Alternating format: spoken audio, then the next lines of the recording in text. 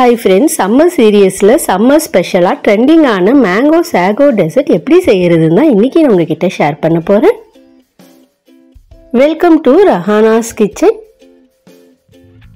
First பவுல்ல அரை cup அளவுக்கு ஜவ்வரிசியை எடுத்துக்கலாம். ஜவ்வரிசியை நல்லா 2-3 தடவை வாஷ் பண்ணி விட்டுட்டு எந்த கப்ல நம்ம ஜவ்வரிசி எடுத்தோமோ அதே கப்பால 4 கப் அளவுக்கு தண்ணியை சேர்த்துக்கலாம். நல்ல தண்ணியை சேர்த்து விட்டுக்கலாம்.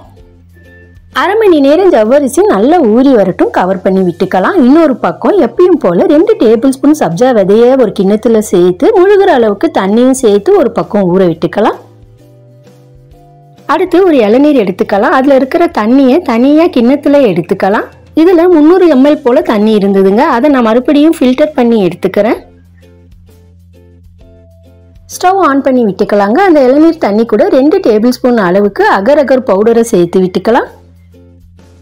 நல்லா ஒரு கிளறி விட்டுட்டு கூடவே 2 டேபிள் ஸ்பூன் சர்க்கரையை சேர்த்துக்கிறேன். இந்த இளநீர் தண்ணி நல்லா தித்திப்பா இருந்ததுங்க, அதனால நான் 2 டேபிள் ஸ்பூன் சர்க்கரையை சேர்த்துக்கிட்டேன். நீங்க உங்க தேவைக்கு ஏற்ற மாதிரி சர்க்கரையை சேர்த்து விட்டுக்குங்க. அடுத்து நம்ம சேர்த்துருக்கிற இந்த அகர் அகர் பவுடரும் சுகரும் நல்லா கலந்து கரைந்து வரணுங்க, அது வரைக்கும் குக் பண்ணி விட்டுக்கலாம். எல்லாம் நல்லா கரைந்து வந்ததுக்கு அப்புறம் ஒரு பிளேட்லயோ அல்லது ட்ரேலையோ இதை ஊற்றி விட்டுக்கலாம். நான் இன்னைக்கு 2 ட்ரேல இந்த மாதிரி ஸ்பிளிட் பண்ணி ஊற்றி விட்டுக்கிட்டேங்க. அது மேல இருக்கிற பபிள்ஸை லைட்டா ஸ்பூனால டச் பண்ணாலே பபிள்ஸ் உடைஞ்சிரும். அந்த மாதிரி எல்லாத்தையும் உடைச்சி விட்டுட்டு அதை நல்லா ஆற விட்டுக்கலாம். இது அப்படியே ஒரு அரை மணி நேரத்திற்கு ஆற விட்டு எடுத்துக்கிட்டோம்னா ஜெல்லி ரெடி ஆகி வந்துருங்க. இல்லை எனக்கு இன்ஸ்டண்டா வேணும் அப்படின்னு நினைச்சீங்கன்னா ரெஃப்ரிஜிரேட்டர்ல வச்சு விட்டுக்குங்க. மற்றதெல்லாம் நம்ம ரெடி பண்ணி எடுக்கிறதுக்குள்ள அது ஒரு பக்கம் ஜெல்லி ரெடி ஆகி வந்துருங்க. அடுத்து இந்த ரெசிபிக்கு 2 மாம்பழம் எடுத்திருக்கேன். நான் பங்கனப்பள்ளி யூஸ் பண்ணியிருக்கேன். உங்களுக்கு எந்த மாம்பழம் பிடிக்குமோ அந்த மாம்பழமா எடுத்துக்குங்க. மாம்பழத்தை நல்லா வாஷ் பண்ணி விட்டுட்டு அதனுடைய பல்ப்பை மட்டும் தனியா நம்ம எடுத்துக்கலாம். மாம்பழத்துடைய பல்ப்ஸ் எல்லாம் தனியா எடுத்ததுக்கு அப்புறம் ஒரு அரை மாம்பழத்துடைய பல்ப்ஸ் மட்டும் நம்ம தனியா எடுத்து வச்சுக்கலாங்க. மீதி இருக்கிற 1.5 மாம்பழத்துடைய பல்ப்ஸை ஒரு மிக்சி ஜாருக்கு மாற்றி விட்டுக்குங்க. கூடவே 200 ml நல்லா காய்ச்சி ஆற வச்ச பாலை சேர்த்துக்கலாம். 5-6 போல பாதாம் பருப்பு ஓவர் நைட் ஊற வச்சு அதனுடைய தோலை நீக்கி விட்டு சேர்த்துக்கலாம். 4 டேபிள் ஸ்பூன் கண்டென்ஸ்டு மில்க் சேர்த்துக்குங்க. ஹோம்மேட் கண்டென்ஸ்டு மில்க் இன்ஸ்டண்டா எப்படி செய்யறதுங்கிற வீடியோ ஏற்கனவே நம்ம சேனல்ல அப்லோட் பண்ணியிருக்கேன். லிங்க் நான் டிஸ்கிரிப்ஷன் பாக்ஸ்ல தரேன், வேணுன்றவங்க செக் பண்ணிக்கிங்க. இது எல்லாத்தையும் நல்லா பிளெண்ட் பண்ணி ஒரு பக்கம் எடுத்து வச்சுக்கலாம். அடுத்து இன்னொரு பக்கம் அரை மணி நேரம் நல்லா ஊறின ஜவ்வரிசியை ஓப்பன் பண்ணி விட்டு அது தண்ணியோடைய அப்படியே ஒரு பேனுக்கு மாற்றி விட்டுக்கலாம்.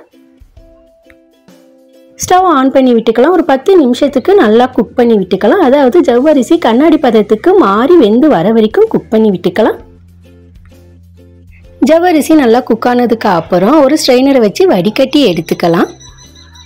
ஜவ்வரிசி ஒன்றுக்கு ஒன்று கொஞ்சம் ஒட்டாமல் இருக்கிறதுக்கு 2-3 தடவை நல்லா பச்சை தண்ணியை விட்டு அலசி எடுத்துக்கலாம். அடுத்து இளநீர் ஜெல்லி நல்லா ஆறி சூப்பராக ரெடி ஆயிடுச்சு பாருங்க. அதை ஓரங்கள் எல்லாம் கத்தியால நீக்கி விட்டு உங்க விருப்பத்திற்கு ஏற்ற ஷேப்ல கட் பண்ணி எடுத்துக்குங்க. முக்கியமா கொஞ்சம் குட்டி குட்டியா கட் பண்ணி எடுத்துக்குங்க. எல்லாம் ஆல்மோஸ்ட் ரெடி ஆயிடுச்சுங்க. அடுத்து நம்ம டெசர்ட்டை ரெடி பண்ணி எடுத்துக்கலாம். கிண்ணத்துல ஏற்கனவே நம்ம எடுத்து வச்சிருக்கிற அரை மாம்பழ பல்ப்ஸ் சேர்த்து விட்டுக்கலாம். கூடவே ஒரு சின்ன கிண்ண அளவுக்கு இளநீர் ஜெல்லி, குக் பண்ணி எடுத்திருக்கிற ஜவ்வரிசி, நல்லா ஊறின சப்ஜா விதை 2 டேபிள் ஸ்பூன், கடைசியா நம்ம நல்லா பிளெண்ட் பண்ணி எடுத்திருக்கிற மேங்கோ மிக்சரையும் சேர்த்து நல்லா கலந்து விட்டுக்குங்க. கடைசியா மேல சாப்டு பிஸ்தாவை தூவி விட்டுக்கலாம். இது ஆப்ஷனல் தாங்க, வேணாம்னு நினைச்சீங்கன்னா இந்த ஸ்டெப்பை ஸ்கிப் பண்ணி விட்டுக்குங்க.